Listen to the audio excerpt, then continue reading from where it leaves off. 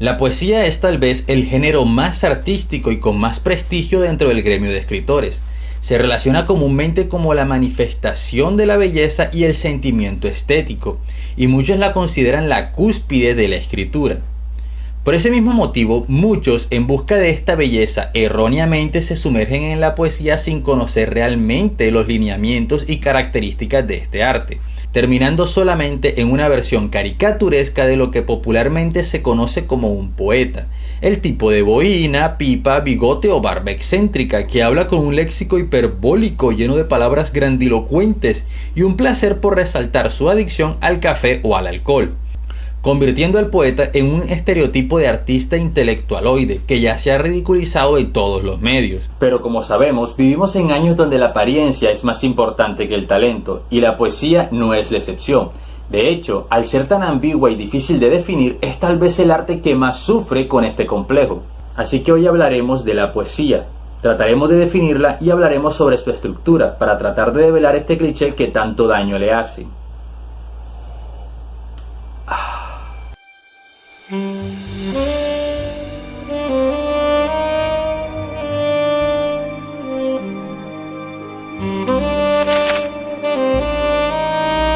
¿Qué es la poesía? Acabamos de iniciar y ya se puso difícil. A la mayoría de poetas les disgusta describir qué es la poesía, argumentando que la poesía es mucho más que un significado, y en parte se debe a ese mismo pensamiento poético. Pero en otras ocasiones la respuesta se reduce a un término más ambiguo y absurdo. Si quien le pregunta al poeta es una mujer bonita, seguramente saldrá con una respuesta cursi y cliché. ¿Qué es la poesía? Dices mientras clavas en mi pupila tu pupila azul. ¿Qué es la poesía? Y tú me lo preguntas. Poesía eres tú. En serio, me duele decir esto. Becker fue el escritor con el que me introduje a la poesía y a la literatura en general, pero esto es muy cursi. Para su defensa, eran otros tiempos, y no es un cliché si tú eres el primero que lo hace. Aunque no me lo crean, el eres poesía es el padre, no mejor, el abuelo del eres arte. ¿A que no me creen? Aquí les tengo algunos ejemplos. Y este cliché es tan viejo que en 1972 Rosario Castellanos escribió "Poesía no eres tú", criticando este cliché, porque sí, en 1972 ya era un cliché que sacaba de quicio a los poetas, porque ya todo el mundo tenía cientos de años con el dale que dale con su cuentico de eres poesía. Porque si tú existieras, tendría que existir yo también. Y eso es mentira.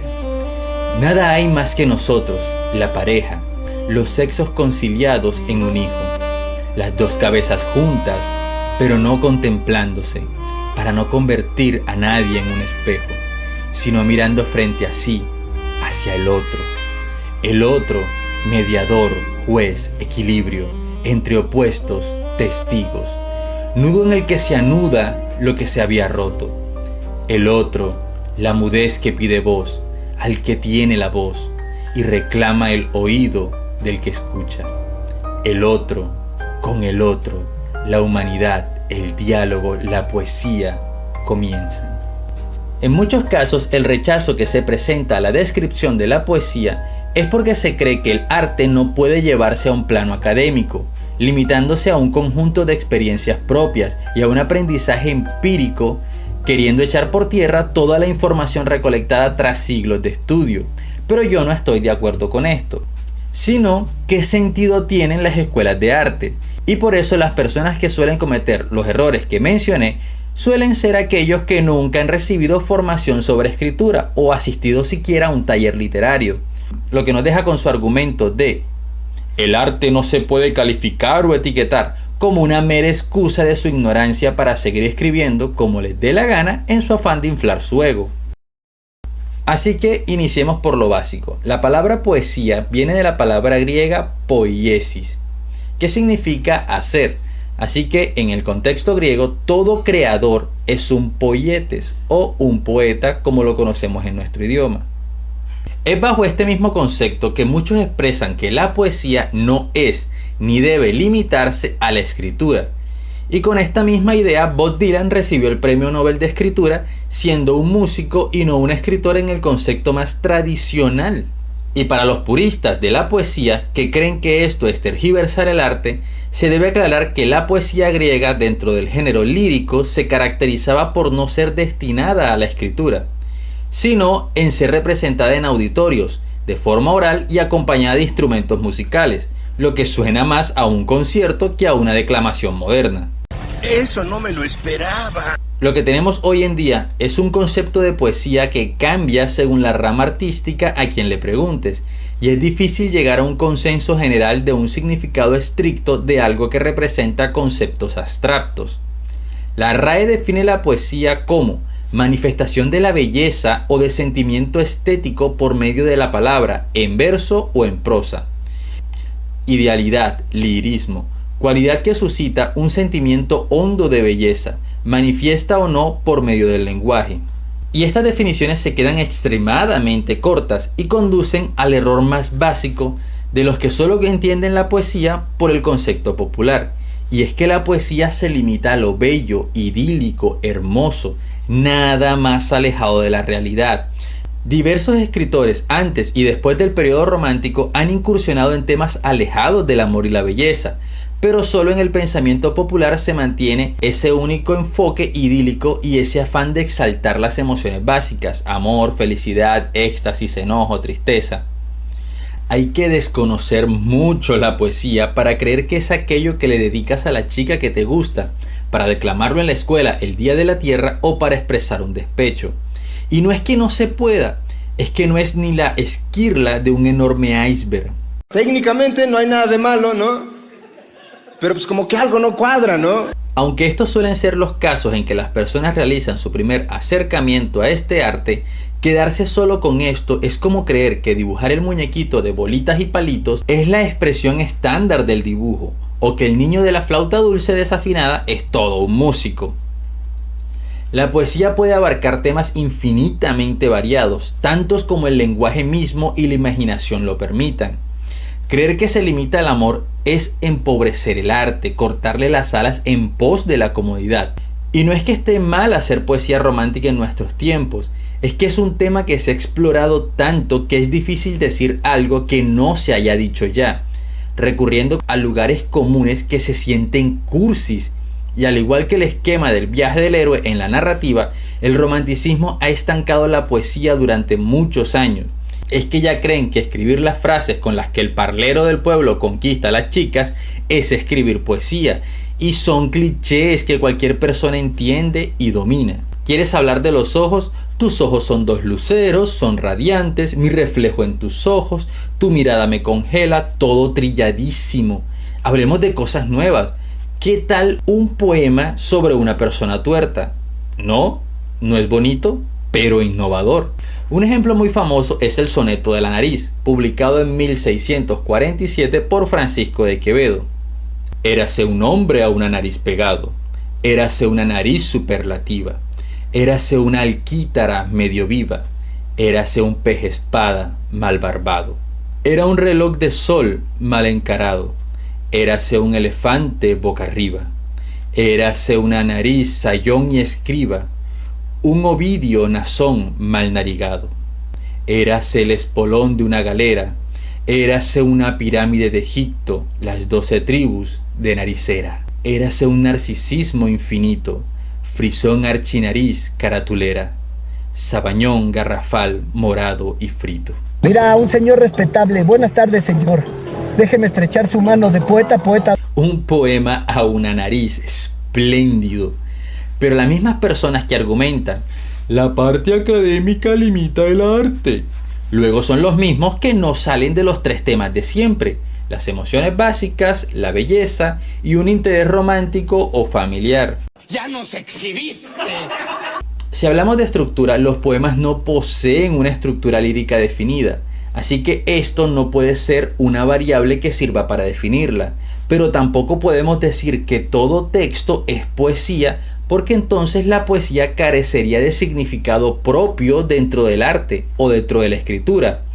Tratando de dar claridad a esto, yo definiría la poesía como la expresión artística en la cual se transmiten ideas o conceptos abstractos mediante cualquier herramienta que el lenguaje permita.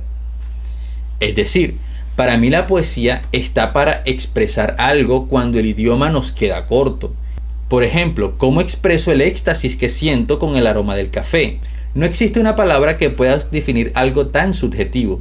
Para poder expresar correctamente de forma que cualquiera entienda mi sensación, incluso si no le gusta el olor del café, se necesita usar la poesía.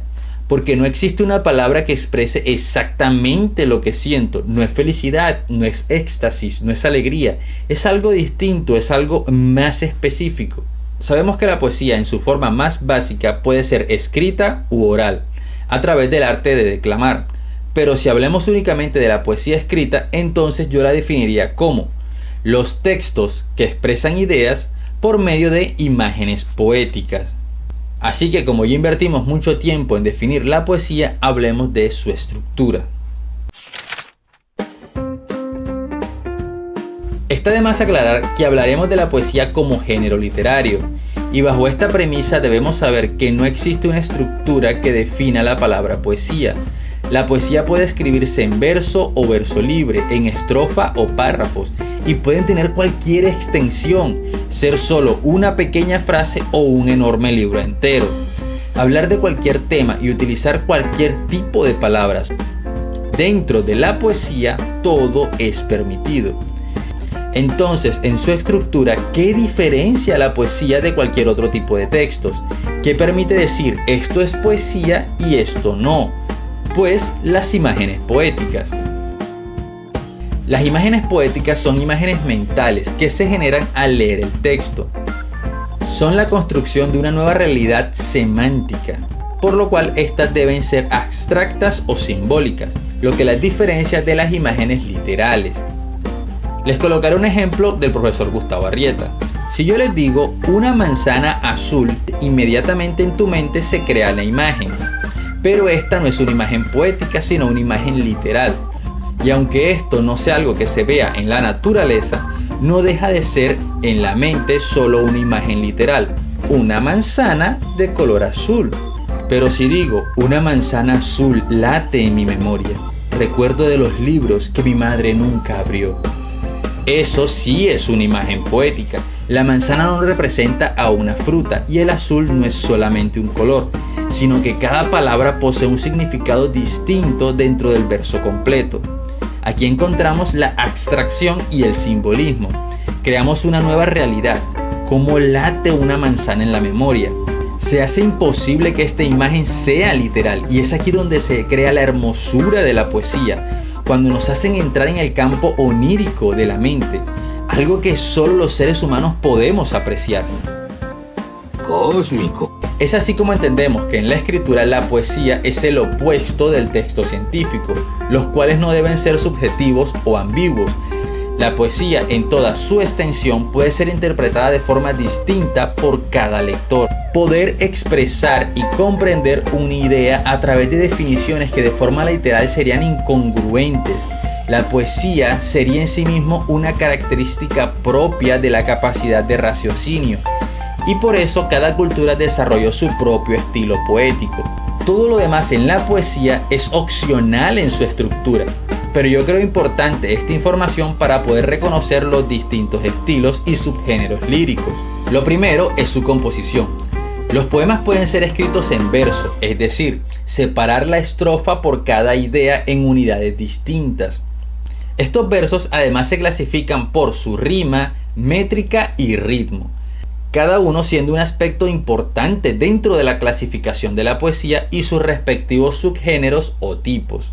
Pero también está el verso libre, el cual es mucho más similar a la prosa, careciendo de los lineamientos de rima y métrica, y siendo este tipo de poesía predominante desde hace ya un tiempo, principalmente porque en la poesía actual prima el fondo sobre la forma, y no se respetan limitaciones estéticas que le quitan profundidad a la imagen o condicionan la idea del poema solo para mantener un estándar de belleza.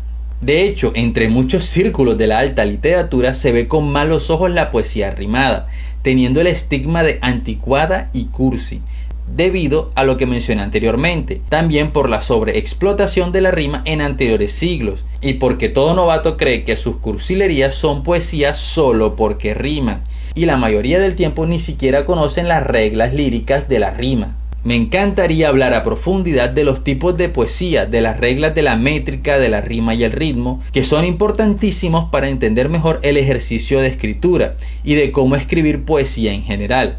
Pero eso lo dejaremos para un siguiente video si ustedes muestran interés en estos temas. Definir la poesía no es una tarea nada fácil. Espero que mi definición les ayude a comprender mejor este arte tan subjetiva. Y recordemos que siempre, como todo arte, su finalidad es despertar emociones, crear cuestionamientos o expresar ideas. Si no se realiza ninguno de estos, no es arte, solo un cúmulo de palabras pretenciosas que intentan sonar bonito, pero que al final no dicen nada. Si no estás de acuerdo conmigo, te espero en la caja de comentarios, estaré gustoso de leer tus opiniones. No siendo más, yo soy Mohamed Dávila y nos vemos en un siguiente video de este canal. Si te gustó, por favor dale like y suscríbete, que eso me ayuda a seguir trayendo contenido como este. Y recuerda, a escribir se aprende, escribiendo y leyendo. Eres poesía.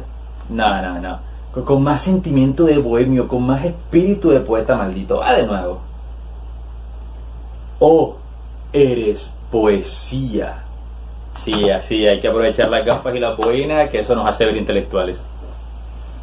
Hola a todos, soy Mohamed Dávila y en este canal hablamos de escritura en todos los aspectos. La poesía es una grandiosa forma de expresarse y a mí me encanta cuando alguien se aventura a escribir este género. Así que en este video hablaremos de cómo escribir poesía y los errores más comunes que debemos evitar para no pasar pena frente a un editor. Créanme, a mí me habría encantado que alguien me hubiese dado estos 7 consejos cuando empecé a escribir poesía.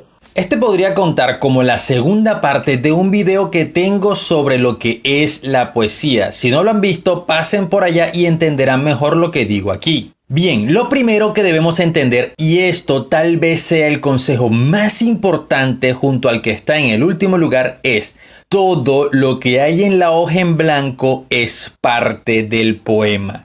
Todo.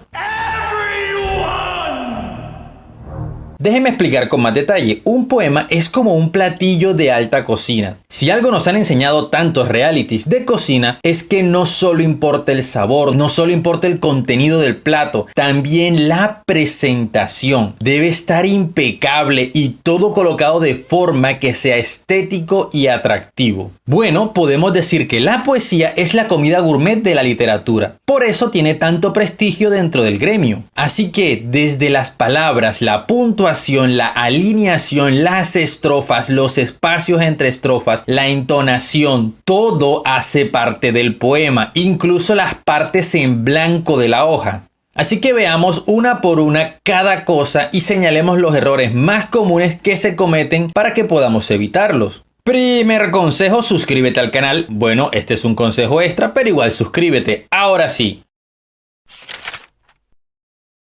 Lo primero es entender que la estética del poema no está solo para verse bonito, ni siquiera es lo primordial. La estética del poema dictamina cómo se lee, y esto es necesario saberlo para escribir, pero no para leer el poema, y eso es lo grandioso, porque incluso de forma involuntaria el lector lo hace, aunque no comprenda este concepto, pero como escritores sí lo necesitamos entender para aplicarlo de forma correcta en el texto. Veamos un ejemplo del poema Para que tú me oigas de Pablo Neruda. Si lo escribiéramos en párrafos sería de la siguiente manera: para que tú me oigas, mis palabras se adelgazan a veces como las huellas de las gaviotas en las playas. Es inevitable no leerlo como si fuera el párrafo de un cuento o una novela. Para evitar eso usamos los versos, separando el párrafo en ideas individuales por cada renglón. Y este a su vez crea pausas al leerlo que produce ese ritmo tan característico del poema. Y también le da peso a cada imagen poética al separarlo del resto del texto. Veamos el ejemplo de nuevo, pero en verso. Para que tú me oigas, mis palabras se adelgazan a veces, como las huellas de las gaviotas en las playas. Otra forma de manejar este ritmo en el poema es incluir signos de puntuación, pero esto saturaría el texto de puntos y comas arruinando su estética. Y aunque llenemos el texto de comas, no genera el mismo efecto de pausa que si genera el verso. Además, la falta de puntuación entre cada verso genera una ambigüedad en donde se corta la idea e inicia otra, generando nuevas interpretaciones y dando mayor significado al poema. Es importante recalcar que la separación de versos representa un punto seguido si el verso siguiente inicia con mayúscula, mientras que el espacio entre estrofas representa un punto aparte.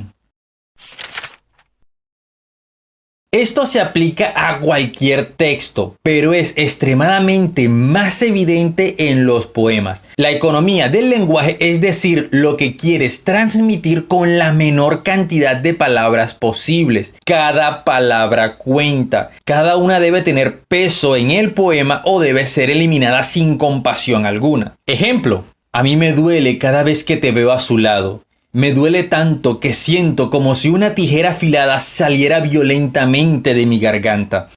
Error. La forma correcta sería la siguiente. Me duele verte a su lado, como una tijera brotando de mi garganta.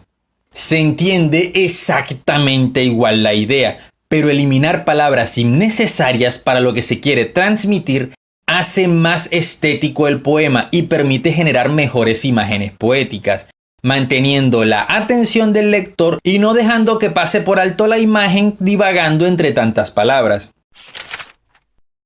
De acuerdo, tengo que hacer un futuro video solamente para la rima y todas sus formas. Pero por ahora es solo decir que la rima o se hace bien o mejor no la hagan, porque va a parecer poema de niño de primaria. Esto es especialmente evidente cuando un poema que no tiene rima de repente posee dos versos con terminaciones similares y crea un efecto de rima involuntaria. Y esto se ve muy mal, porque ni es verso libre, ni es rima, ni es nada. Este es terreno muy sencillo de abordar. Hay dos cosas que indican que un escritor no tiene ni idea de poesía solo con ver la hoja. Una de esas es que se pongan creativos con la fuente del texto. No muestren a un editor jamás un texto escrito con una fuente cursiva o exageradamente confusa. Cuando se está iniciando en la poesía, la gente cree que ese tipo de letra, como si fuera carta a mano del siglo XVII, se ve bonita y no, se ve horrible.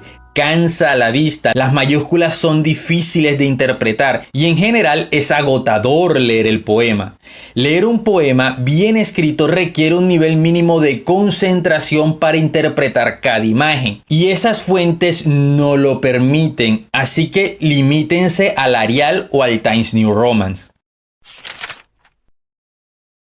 Esta es la otra forma de darse cuenta que el poeta no sabe mucho del tema con solo verlo. Un poema siempre debe estar alineado a la izquierda, ni centrado, ni a la derecha, ni ajustado. Este es tal vez el error más común de todos. Por alguna razón, el escritor nuevo cree que alineando se va a ver más bonito el poema. Y esto es extremadamente curioso, porque los libros de poesía siempre vienen alineados a la izquierda como debe ser, excepto tal vez algunos autopublicados y libros piratas. ¿Por qué se alinea a la izquierda? Sencillo. Es para que la vista del lector continúe en la misma línea cada vez que salta de verso, ya que si se encontraran centrada no existiría una misma línea de inicio y la vista tendría que saltar de diferentes partes de la página, arruinando el ritmo y por lo tanto la concentración. Una vez que domines el difícil arte de alinear a la izquierda, puedes usar la alineación de versos específicos para causar cambios de ritmo de forma voluntaria. Es algo que muy pocos poemas tienen, pero bien usado es un recurso interesante. Que hayan versos alineados a la derecha indica que estos versos son de una u otra forma distintos al resto del poema. Se suelen usar para citar a otros autores y que el lector inconscientemente desvíe la mirada y se percate que ese verso en particular no es autoría del mismo escritor. Pero recuerda, es un recurso complicado de usar de forma correcta, así que si no es necesario, de plano mejor no lo uses.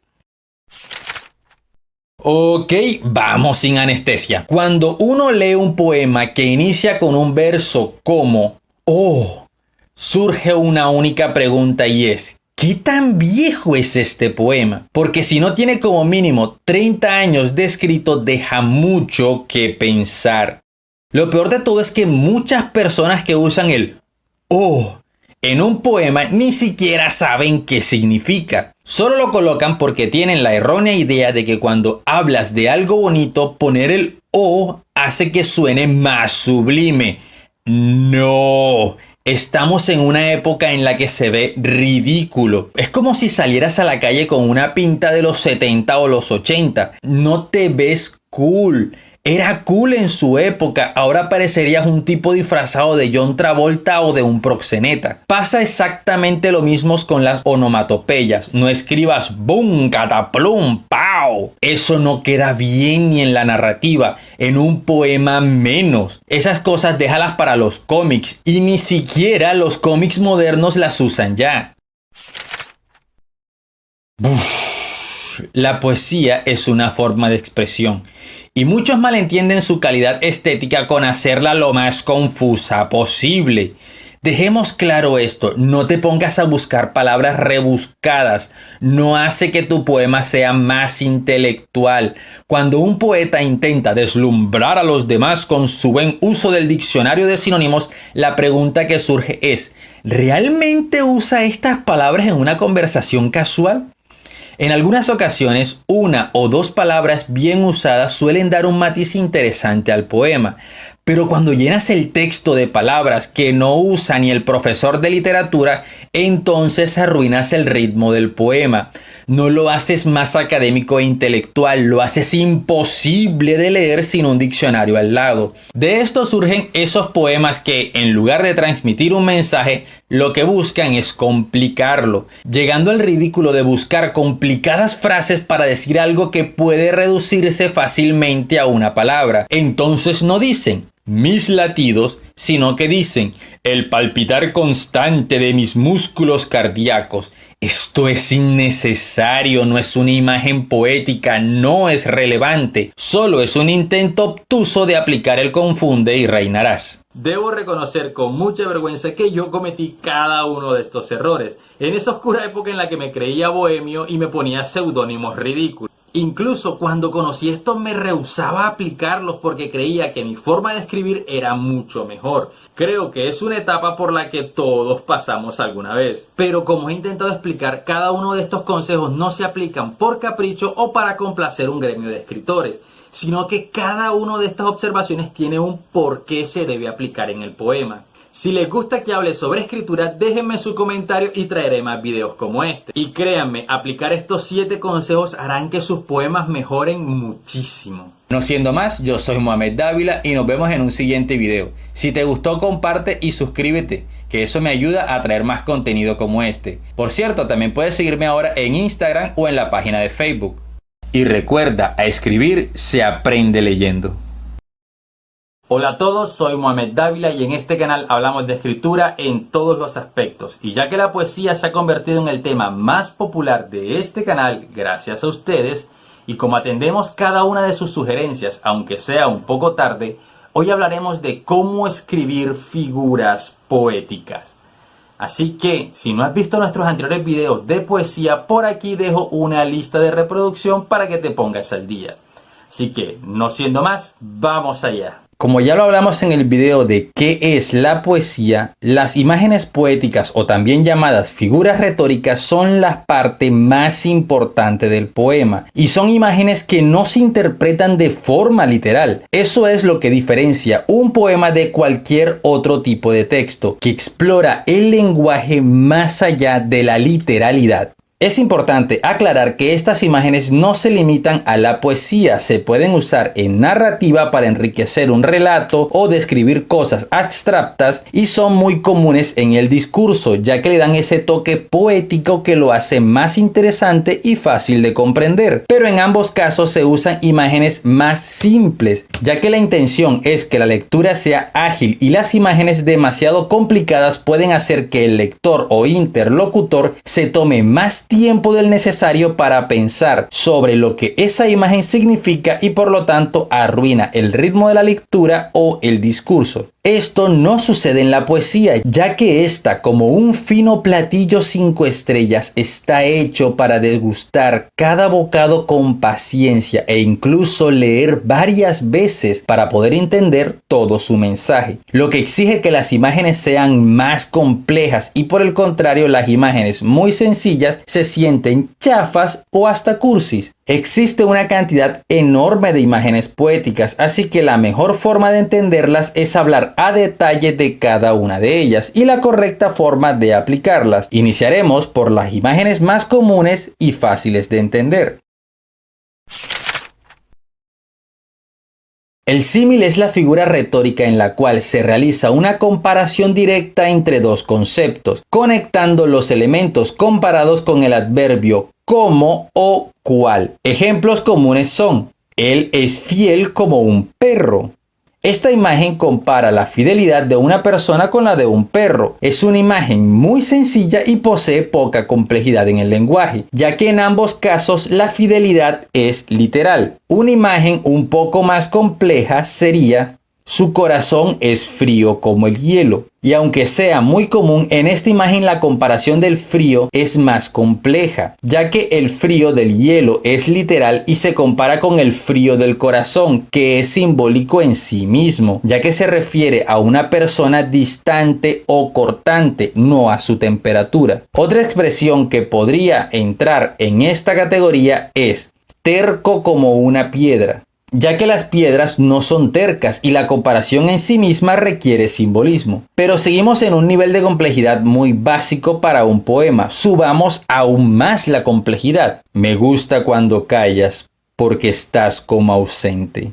Este famoso verso de Neruda es un símil, compara la ausencia con estar callado. Ya la comparación no es solo de una palabra, sino de concepto. Se pueden interpretar muchas cosas de este solo verso. Por ejemplo, si solo dijera estar callado es como estar ausente, se pierde mucho del peso simbólico. Decir me gusta cuando callas es una frase que posee una carga emocional notable. Es casi como si le estuviera mandando a callar. ¡Ah, ya! ¡Cállate! Pero el verso completo tiene un tono más bien tierno y melancólico, porque al mismo tiempo es una imagen cargada de significado. Prácticamente está diciendo: a menos que me hables, ni me doy cuenta de que estás aquí. Y entonces, más que un insulto, es un reclamo. Y entendemos que se nos está contando la historia de una pareja que, a pesar de estar juntos, ya sea por la rutina o porque se ha perdido la chispa, no se sienten cercanos. Todo con una sola imagen poética de símil. Podría seguir explicando toda la complejidad de este solo verso, pero nos tomaría todo el video.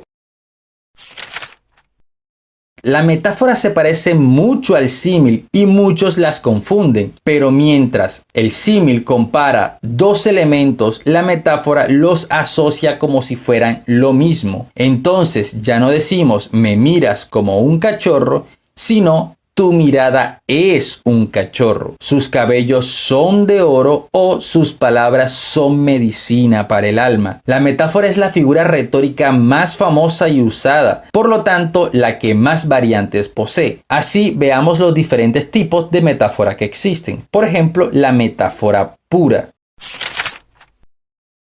es donde se cambia directamente un término real por uno irreal, dejando el resto de la frase de la misma forma.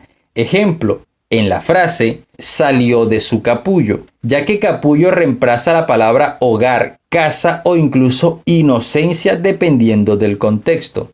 Una imagen mejor realizada es la noche se astilló de estrellas, que la encontramos en Cenizas de Alejandra Pizarnik, que cambia la palabra llenó por astilló, dándole un tono más violento a la imagen y a todo el poema en general, ya que gira en torno al amor y la belleza, las estrellas y a la vez el dolor que éste produce, las astillas, lo que también da la sensación de quiebre o fractura, un tema en el que orbita todo el poema. Metáfora impura es donde los elementos se conectan por la conjugación del verbo ser. Para el singular se usa es o eres y para el plural son. Ejemplo, tu sonrisa es la fragancia de mis mañanas. Fernando Pessoa nos deja un excelente ejemplo. Lo que mi alma ignora es lo que quiero poseer. Y también tenemos un ejemplo clásico de Quevedo. Poderoso caballero es don dinero. Metáfora aposicional. Es la metáfora donde los dos elementos se separan por una coma, lo que da la sensación de que son sinónimos directos. Por ejemplo, esta imagen de Enamorados de Borges. Tú, mi desventura y mi ventura. En lugar de decir tú eres mi desventura, se usa una coma en reemplazo de eres para construir una metáfora. Esta es especialmente útil para poesía con métrica, ya que puedes restar o sumar una sílaba al verso según lo necesites.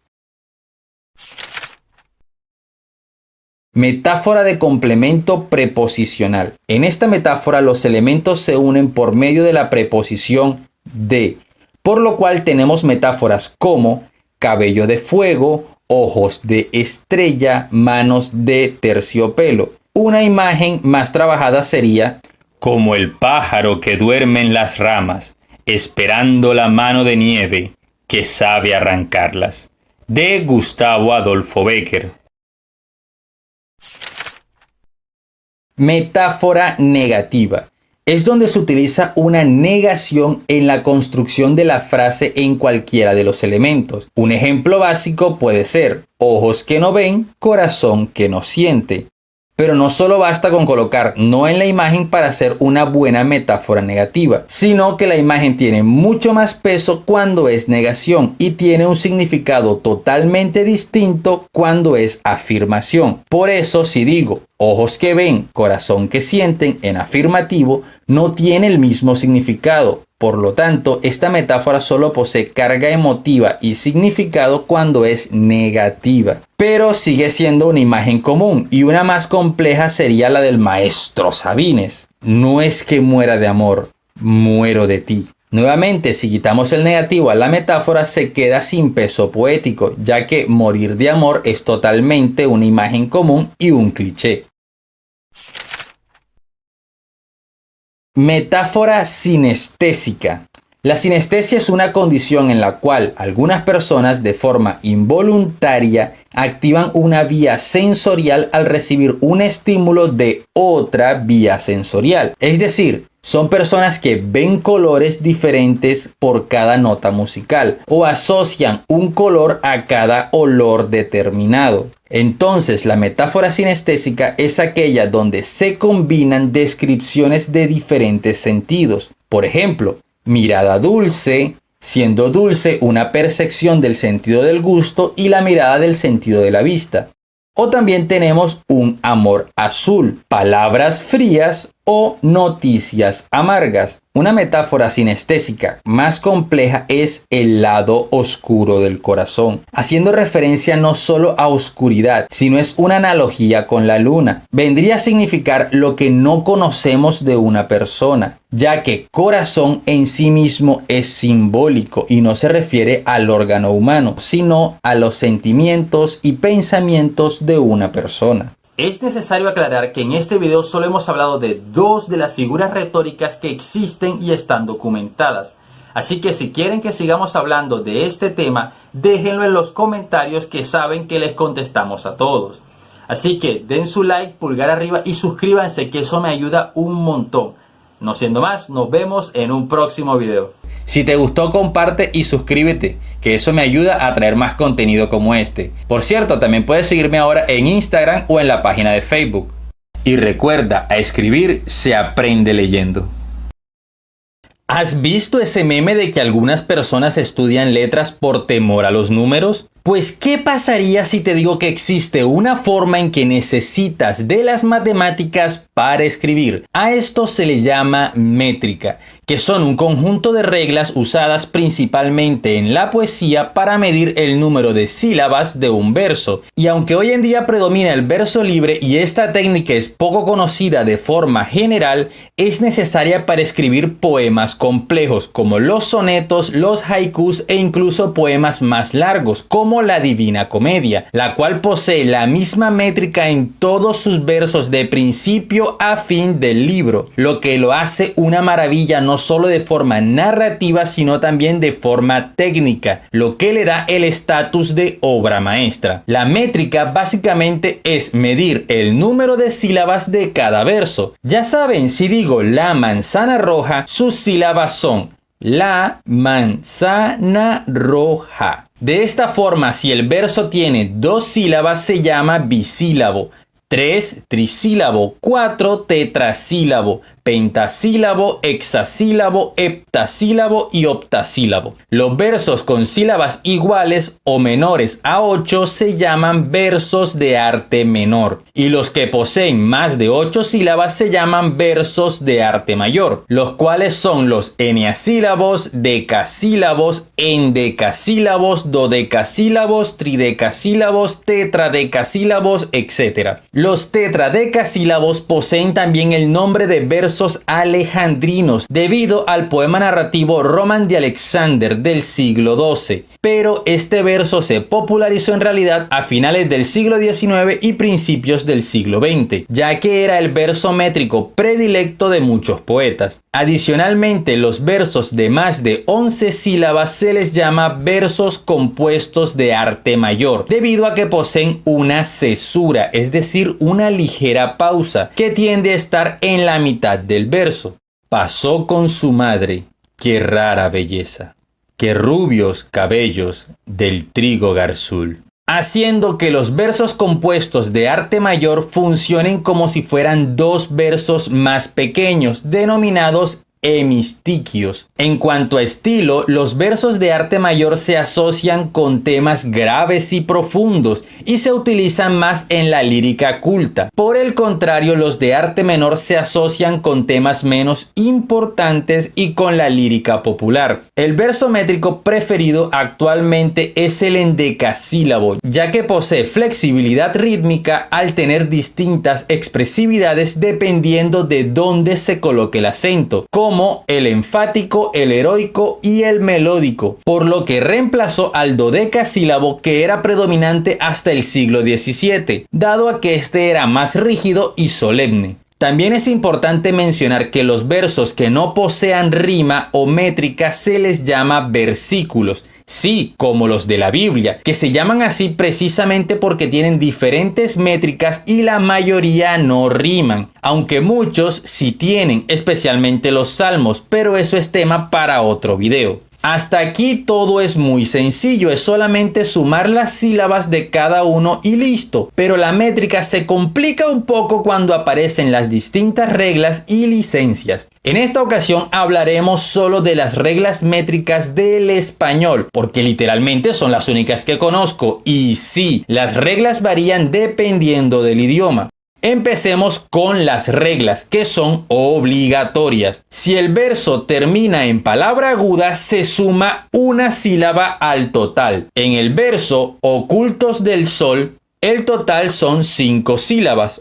Ocultos del Sol. Más una por terminar en palabra aguda, para un total de 6 sílabas. Por lo tanto, es un hexasílabo. Recordemos que las palabras monosílabas son agudas, porque literalmente solo pueden colocar el acento en la última sílaba. Es la única que tienen. Y por eso no existen versos con métrica menor a 2 sílabas. Una por la palabra y otra por ser agudas, siempre sumando mínimo 2, un bisílabo. Si el verso termina en palabra esdrújula, se resta una sílaba al total. Tu mirada y mi sonrisa son sinónimos. Esto nos da un tridecasílabo, ya que sinónimo es esdrújula y por lo tanto se le resta una sílaba al total. A los versos que terminan en palabras graves o llanas, ni se suman ni se restan sílabas. Por suerte, más del 80% de las palabras del idioma español son graves, pero de todas formas debemos tener mucho cuidado con las palabras finales, por si son agudas o esdrújulas. En el verso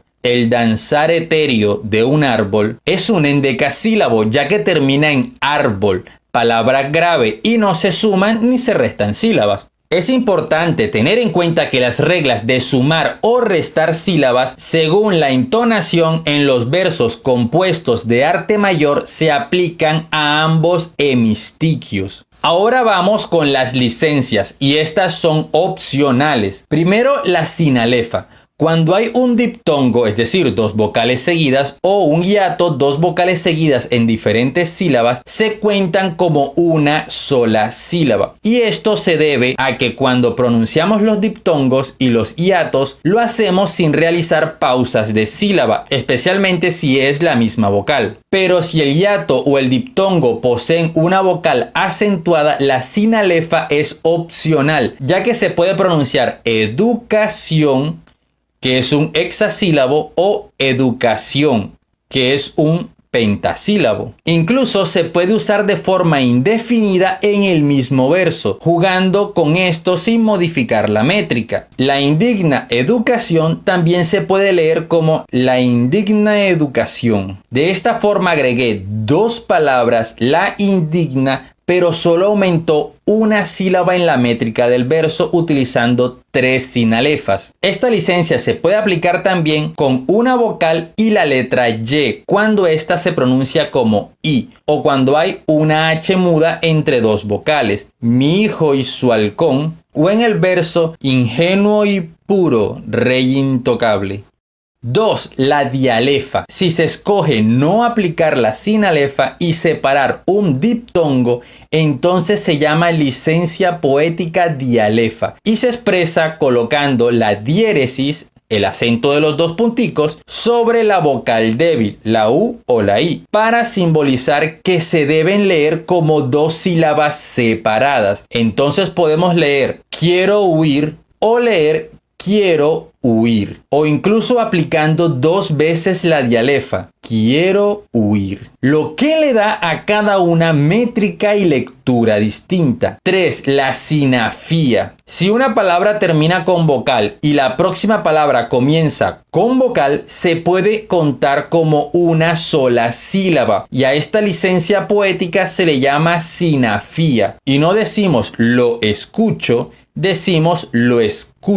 Existen más reglas como la compensación, los metaplasmos, la rima sonante equivalente o dislocación acentual, las cuales se usan con muy poca frecuencia o no se implementan desde hace siglos. Y aunque la métrica suele ir de la mano con la rima, cuando un poema posee métrica pero no tiene rima, se llama verso blanco. Y es muy atractivo, ya que a menos que conozcas las reglas de la métrica, puedes pasar esto desapercibido, pero aprovechando todas sus ventajas técnicas sin que se haga evidente, como si es la rima, que cualquiera sabe cuando estás rimando, sepa o no de literatura. La pregunta es, ¿para qué necesito saber todas estas reglas métricas y licencias poéticas? Pues la métrica, aparte de ser útil para técnicas poéticas específicas como el soneto, que exija una métrica igual en todos sus versos, o el haiku, que es la poesía tradicional japonesa, que se escribe con 3 versos con métrica de 5, 7 y 5 respectivamente. Además, un poema con métrica exacta en sus versos permite llevar un ritmo más armónico en la lectura, mejorando la estética misma del poema y dándole un valor adicional. Sin mencionar que el dominio de la métrica permite añadir letra a una canción con mayor facilidad, debido a que así como la partitura se mide con tiempos, se pueden añadir sílabas a un número determinado de tiempos en la partitura, y de esa forma la lírica encaja perfectamente con la melodía sin crear disonancia. Esto es más evidente en los himnos, ya que no poseen cambios de ritmo, y de esta forma los himnos poseen métrica perfecta en todos sus versos. El himno de Colombia, por ejemplo, es heptasílabo.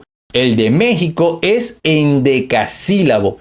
Y el himno de España, pues no tiene todavía letra oficial. Por eso los futbolistas no tienen permitido mover la boca cuando suena su himno. A que esa no te la sabías, ¿verdad? Pero si quieren realizar un ejercicio, pueden sacar la métrica de una estrofa del himno de su país y colocarla en los comentarios. Yo los estaré revisando. Como lo hemos visto en el video, la métrica define la forma en que el poeta quiere que se lea su poema, al igual que la partitura, que no solo incluye las notas, sino también el tiempo en el cual se debe tocar cada una de ellas. Ya que hablamos en el canal de la rima y la métrica, solo nos queda hablar del ritmo para entrar a profundidad en el análisis de poesía. No siendo más, yo soy Mohamed Dávila y nos vemos en un siguiente video. Si te gustó, comparte y suscríbete, que eso me ayuda a traer más contenido como este. Por cierto, también puedes seguirme ahora en Instagram o en la página de Facebook. Y recuerda, a escribir se aprende leyendo. Hola a todos, soy Mohamed Dávila y en este canal hablamos de escritura en todos los aspectos. Y hoy, por fin, hablaremos de la tercera característica de la poesía clásica, la más importante y la única que se usa en todos los poemas.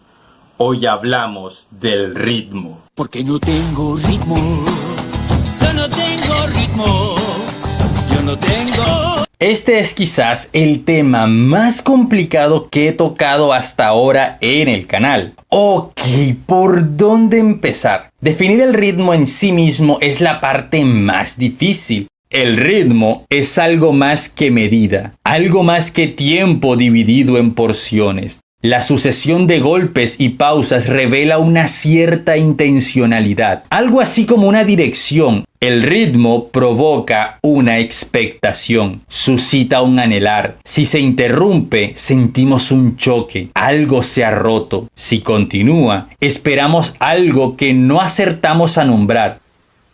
¿Qué rayos es eso? La definición sencilla es que el ritmo es la musicalidad del poema. Y está bien, es una definición correcta.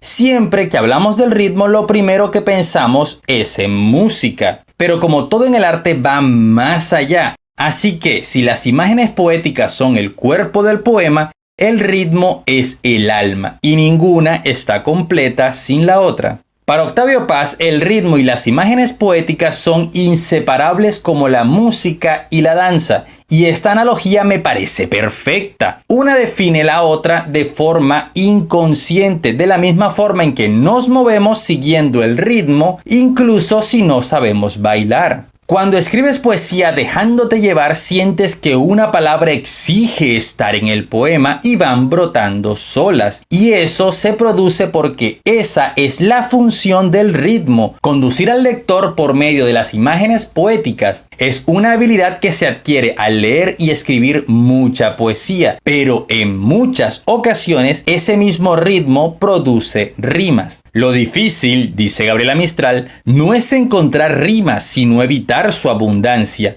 La creación poética consiste, en buena parte, en esta voluntaria utilización del ritmo como agente de seducción. Es a esto a lo que me refiero cuando he hablado en anteriores videos sobre evitar la rima involuntaria, ya que en ocasiones el poeta se deja llevar por el ritmo y no es el poeta quien maneja el ritmo del texto. ¿Por qué es importante manejar el ritmo en lugar de dejarnos llevar, ya que es implícito en el género lírico? Pues cuando controlamos el ritmo podemos conducir al lector como queramos por el texto. Un ritmo crea expectativa y acomoda al que lo escucha o lee a seguir dicha secuencia. Los ritmos en sí mismo expresan. No es lo mismo escuchar este ritmo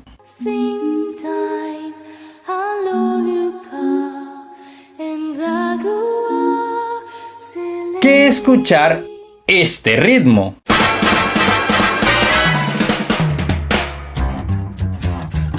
Entendemos el sentimiento que expresan, aunque seguramente no entendemos la letra de ninguna de las dos canciones. El ritmo es sentido y dice algo. Así, su contenido verbal o ideológico no es separable. Aquello que dicen las palabras del poeta ya están diciéndolo el ritmo en que se apoyan esas palabras. Un ritmo debe ser acorde a lo que expresan las imágenes poéticas, es decir, si quiero expresar melancolía, el ritmo es más lento. Si quiero expresar euforia, el ritmo es más rápido. Si quiero expresar confusión, creo un quiebre en el ritmo. Y si quiero dar la sensación de suspenso, creo un ritmo continuo y luego un enorme silencio antes de terminar la frase. Estos son trucos básicos, pero hablemos del ritmo con mayor profundidad. Cuando hablé de la rima y la métrica, hablé de una forma muy académica, porque a fin de cuentas están definidas por reglas muy específicas. Con el ritmo es diferente, aunque existen reglas que definen el ritmo de un poema, incluso romper el ritmo en sí mismo es parte del ritmo. ¡Suscríbete al canal!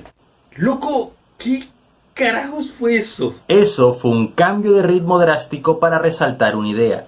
Que se suscriban al canal y puede venir acompañada de una pausa dramática.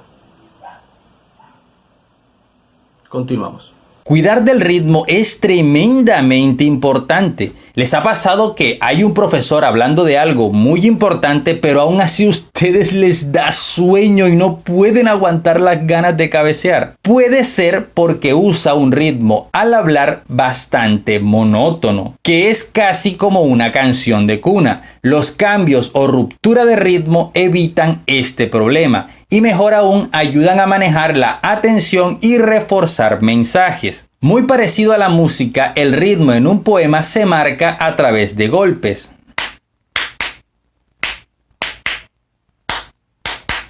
¿Cómo controlamos estos golpes cuando es otra persona quien lee? Estos golpes se producen en la poesía con la entonación. Las sílabas tónicas de un verso marcan el ritmo, ya que se leen aplicando un golpe en la voz al leerse con más fuerza. El ritmo del poema se determina por diferentes factores, básicamente por todo el poema. Y aquí entra la parte complicada y extensa. Repasemos una por una. Primero, la rima. La rima influye en el ritmo en la medida en que es una secuencia rítmica. Hay una predisposición a que el verso termine de la misma forma que un verso anterior. Pues de eso va la rima, ¿no? Pero cuando la rima es muy repetitiva, como en la rima continua, se convierte en algo soso, incluso tedioso, porque el ritmo repetitivo es aburrido y fastidia.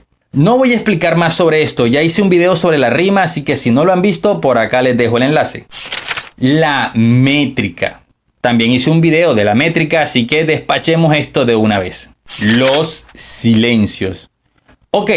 He hablado muy poco de esto. Los silencios son importantes, tanto los generados por signos de puntuación, los hemistiquios, los cambios de verso y los cambios de párrafo. Cada pausa que se produce en el poema es un silencio, más corto o más largo, pero un silencio que marca el ritmo. No es lo mismo un ritmo corto, 3 golpes y pausa,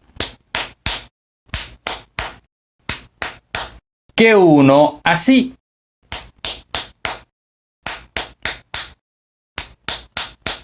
El silencio entonces es quien marca la secuencia.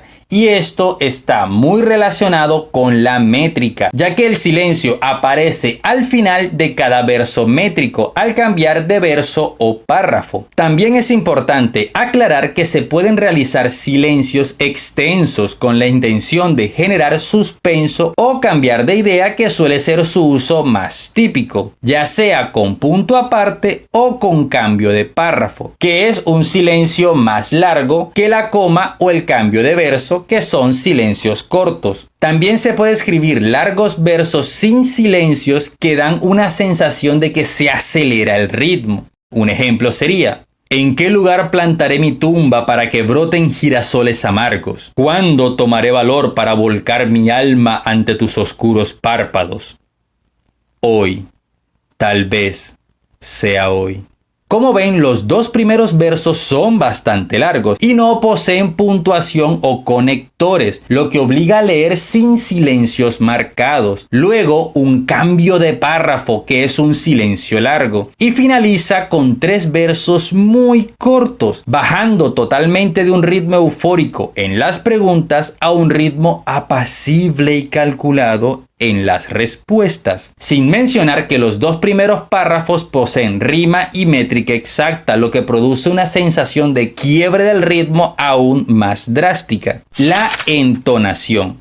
La entonación es muy importante, ya que cuando pronunciamos una sílaba con entonación, lo realizamos aplicando más fuerza a esa sílaba, es decir, un golpe en la voz que marca una cadencia rítmica. Esto está directamente relacionado con la rima, pero también con todas las sílabas tónicas dentro del verso, sean o no la sílaba final. La nomenclatura del ritmo se describe de la siguiente forma. Las sílabas tónicas, o también llamadas sílabas largas, se representan con una línea, y las sílabas átonas o cortas con una U o un semicírculo. Y al conjunto de secuencias silábicas se les llama pie métrico o cápsula tónica, debido a que el ritmo se marcaba con el típico movimiento del pie. Entonces, un pie métrico puede tener entre 2 y 4 sílabas. Si primero va una sílaba fuerte y luego una débil, se le llama ritmo descendente. Ejemplo, ¿qué será de mi clamor? Como vemos, es un pie de 2 sílabas, ya que cada 2 sílabas se repite la misma secuencia, tónica, átona, tónica, átona. A este se le llama ritmo troqueo. Lo contrario es el ritmo jambo, una sílaba átona seguida de una tónica, dando un ritmo ascendente. Ejemplo, en altas cumbres donde estás. También tenemos pies métricos de 3 sílabas o tiempos, como el dáctilo, donde la primera sílaba es tónica y las otras 2 átonas, quedando larga, breve, breve. El anfíbraco, donde la tónica está entre 2 átonas, siendo breve, larga, breve. Y el anapesto, donde la tónica va después de 2 átonas, quedando breve, breve, larga, en su versificación cuantitativa. Y esta última vendría a ser el equivalente en poesía del ritmo de We Will Rock You de Queen.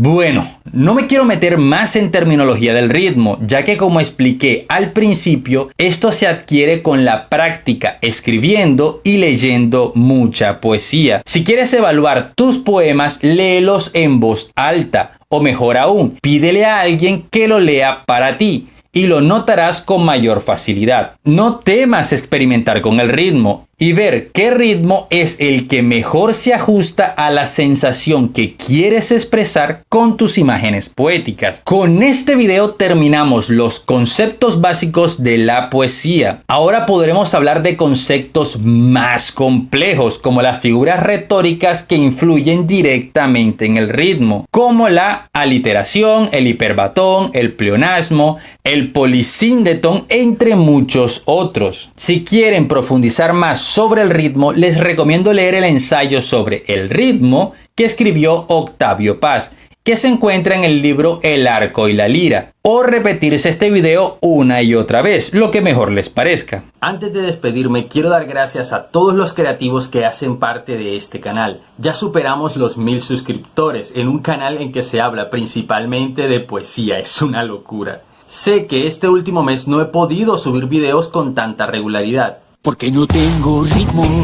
pero ahora que he superado algunas dificultades, retomaré nuevamente el ritmo de al menos un video a la semana, así que estén atentos. No siendo más, nos vemos en un próximo video. Si te gustó, comparte y suscríbete, que eso me ayuda a traer más contenido como este. Por cierto, también puedes seguirme ahora en Instagram o en la página de Facebook. Y recuerda, a escribir se aprende leyendo.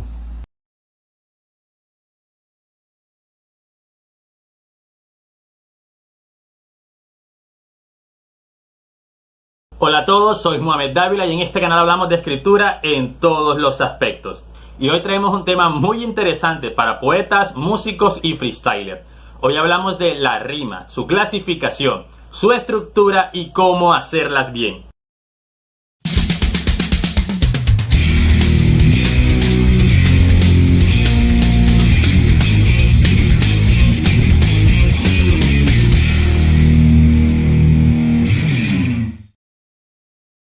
La rima es una repetición de fonemas finales entre dos o más versos, es decir, repetir la terminación de un verso en otro verso. Hice un verso sin esfuerzo.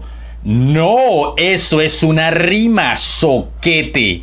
Es importante aclarar que la terminación de una rima se cuenta desde la última vocal acentuada y a esta se le llama sílaba tónica. Ejemplo, la palabra camión rima con imaginación, avión, pero también rima con mandón, ya que poseen la misma terminación después de la sílaba tónica y no hace falta la I antes de la O con acento. Por el contrario, la palabra esdrújula no rima con pala, ya que mientras una tiene la tónica en la U, la otra tiene la tónica en la A.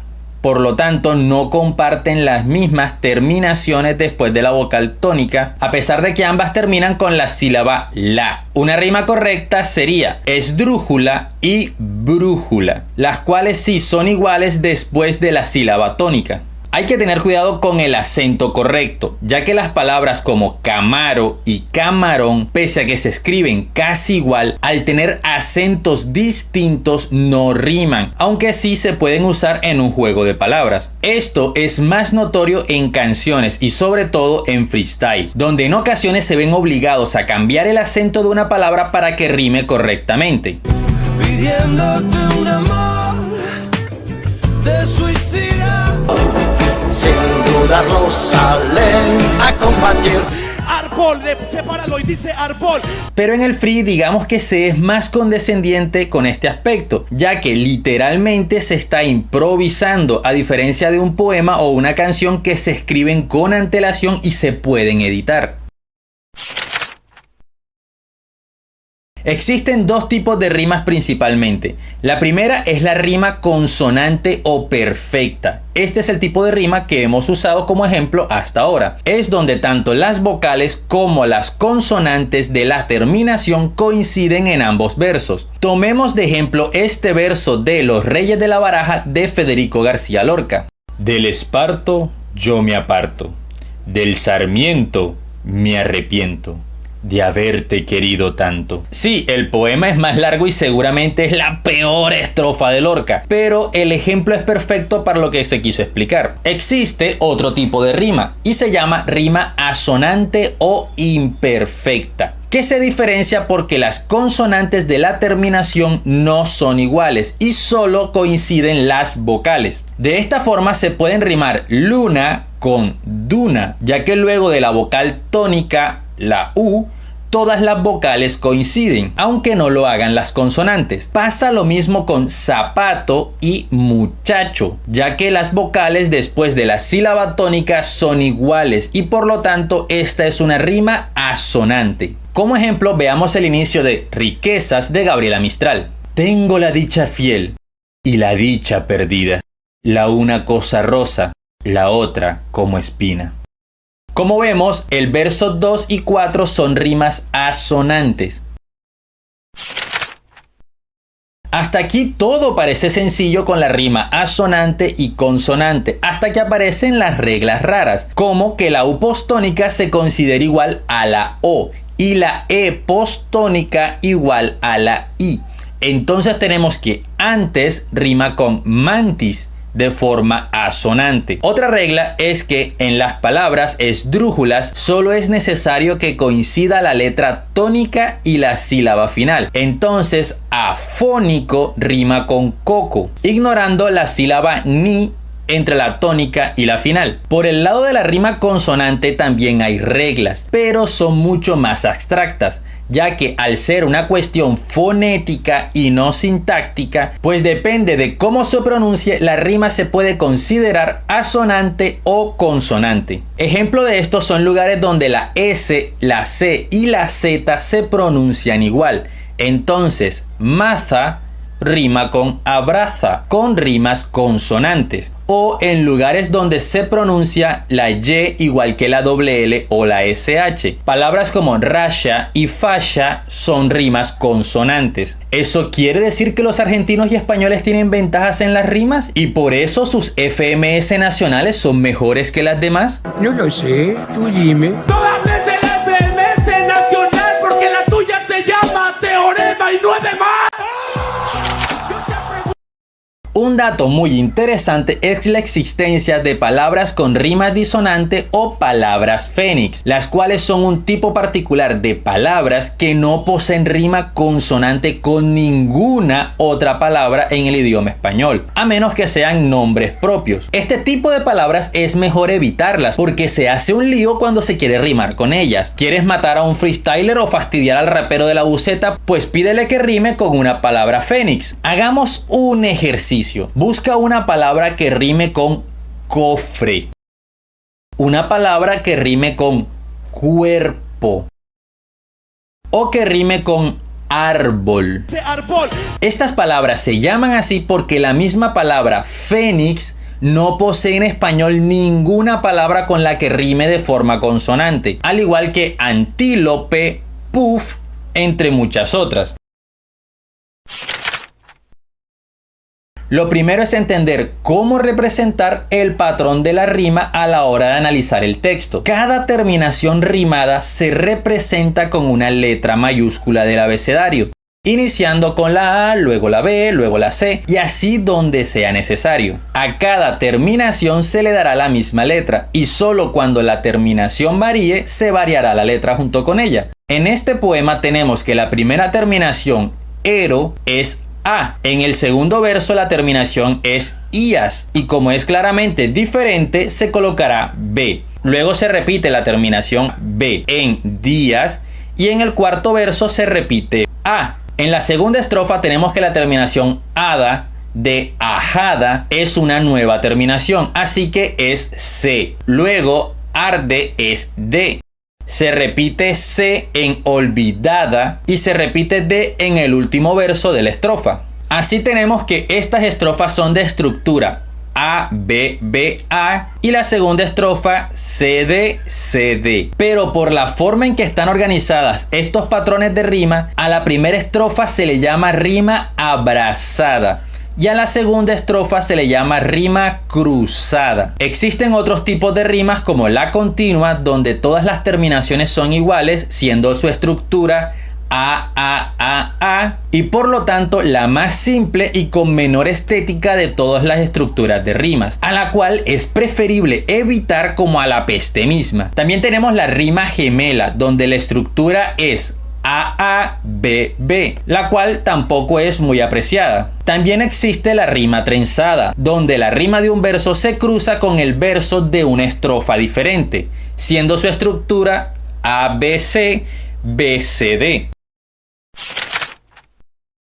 Rimar parece sencillo, pero resulta que la mayoría rima como niños de prekinder. Lo más ridículo, el error más común es rimar con conjugaciones de un verbo. Es decir, riman con un verbo en infinitivo y ya pueden rimar con cualquier otro verbo en infinitivo. Y tenemos rimas malísimas como: solo te quiero demostrar que te puedo amar más de lo que puedes imaginar. En pasado, por si no lo sabías, yo nunca te mentiría, pero tú no me creías. En gerundio, me estoy enamorando. Te veo caminando y mi corazón se va acelerando. ¡Para un poco, nene! Crack, monstruo, Dios de las letras, por favor, qué tipo tan bárbaro. Por favor, no hagan este tipo de rimas que dan pena ajena. Estas rimas solo le gustan a tu mamá y a tu novia, si es que tienes. A decir verdad, el mejor consejo que te doy es que si quieres escribir poesía, mejor no rimes. La rima dejó de ser bien vista hace como 200 años cuando acabó el periodo romántico. Si tú crees que la rima es necesaria para escribir un poema, es porque solo lees clásicos o te criaste creyendo en el estereotipo del poeta bohemio. La rima se suele ver como algo infantil y que limita más de lo que embellece el poema. Pero si tú quieres seguir con las rimas, yo no seré quien te quite la idea. Pero debes saber que tienes que ser 40 veces mejor poeta que los demás para que puedas sobresalir utilizando trucos de hace 2 siglos. La rima hoy en día solo es respetada en sonetos, pero de ese tipo de poemas hablaremos en otro video. Con esta información ya podemos evaluar poemas, canciones y freestylers. Así que si les interesa que hagamos el análisis de escritura de canciones, déjenlo en los comentarios. No siendo más, yo soy Mohamed Dávila y nos vemos en un siguiente video. Si te gustó, comparte y suscríbete, que eso me ayuda a traer más contenido como este. Por cierto, también puedes seguirme ahora en Instagram o en la página de Facebook. Y recuerda, a escribir se aprende leyendo.